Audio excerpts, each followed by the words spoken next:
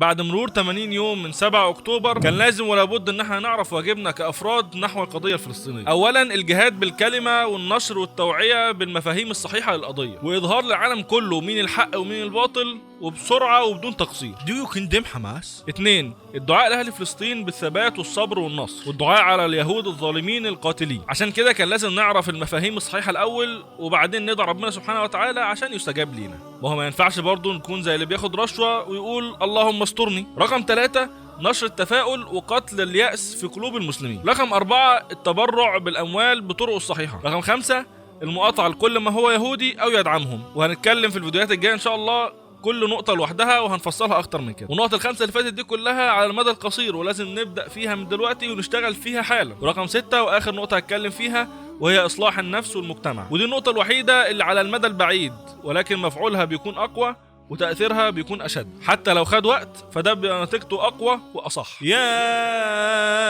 أيها الذين آمنوا إن تنصروا الله